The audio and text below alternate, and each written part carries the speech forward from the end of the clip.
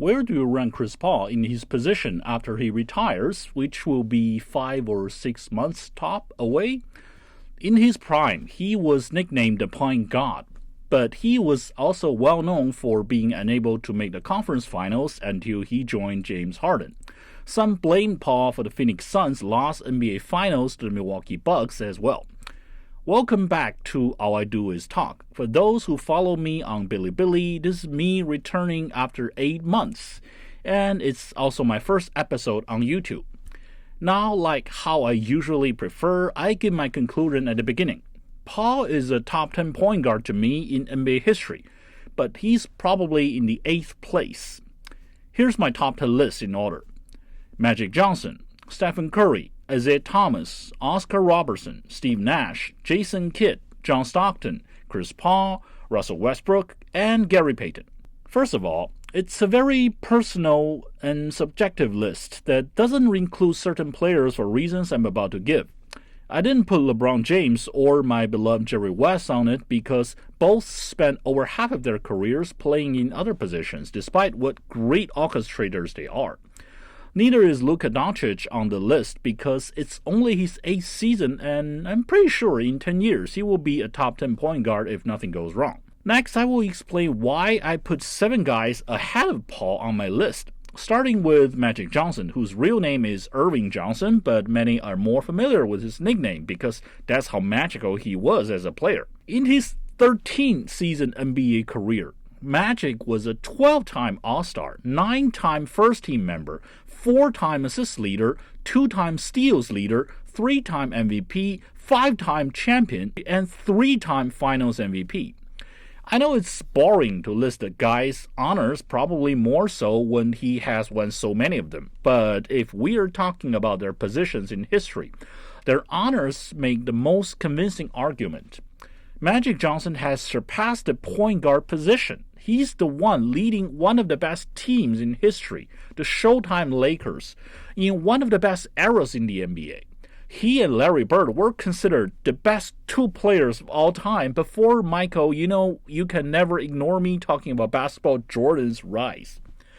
Honors aside, there are a few things in which Magic Johnson has borne advantage over Paul. Magic is a 206-meter point guard. Instead of worrying about being attacked in mismatch, he is one of the biggest offensive threats in mismatch.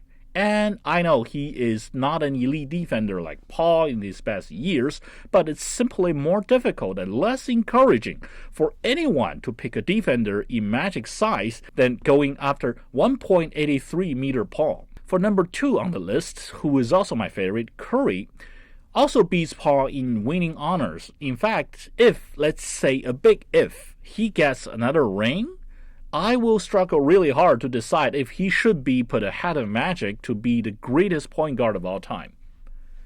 But that comparison is for another day. Curry came to the league 4 years later than Paul, but their peaks basically overlap with each other between 2013 and 2019. And in those years, Curry's team beat Paul's teams on most occasions in the playoffs. Curry's stats were often better than those of Paul.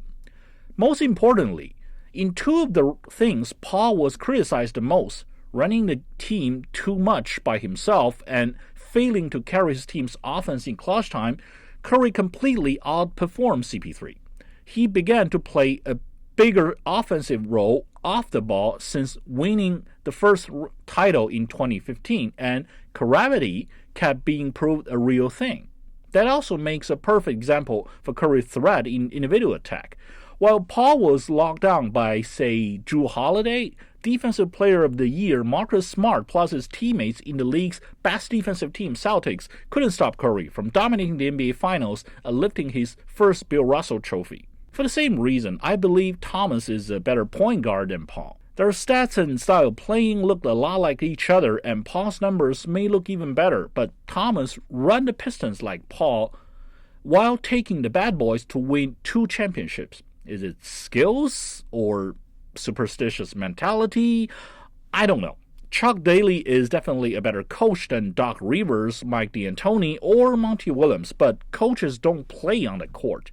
Thomas may be the ideal version of Paul, but only in playing basketball. The top 3 guys are obviously better than Paul in the position, but the next 4 are not so much. The Big O is an even bigger control freak than Paul, but he didn't win a trophy as the team's number 1 player, who should be Kareem Abdul-Jabbar, whose name was Luis Alcindor Jr. back then. But there are still several things in which Robertson is better than Paul, and they can all be attributed to one thing: his size.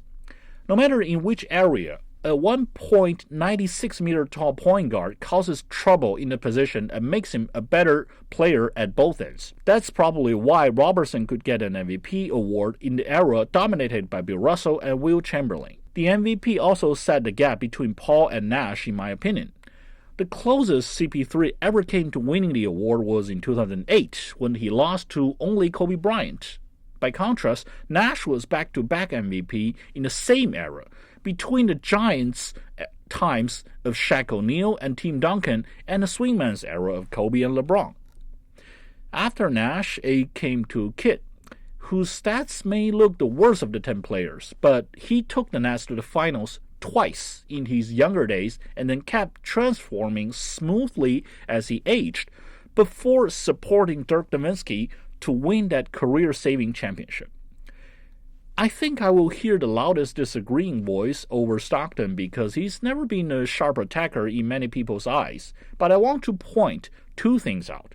Number 1, Stockton led Paul gigantically in assists and steals, both of which were what Paul had been well known for. Number 2, Stockton played 18 full campaigns out of 19 seasons. Endurance matters. After noting in which parts the 7 guys above are better than Paul, I believe I have enough to make a simple wrap-up of why CP3 didn't achieve what people had expected him to achieve in his career. First, Paul is small. He's 1.83 meters tall, which may be the regular size in his position, but Thomas is the only one in that height to win back-to-back championship as the team's number 1 star. Being the smallest guy on the court makes him the most preferred target for attackers. I know Paul is a 7-time All-Defensive First-Team member, but even in his prime, Darren Williams often beat the crap out of him. Second is endurance. Paul was able to move wherever he wanted on the court in his younger days until tearing cartilage in his left knee in February 2010. That injury took away his explosiveness and forced him to work harder to improve his jump shooting.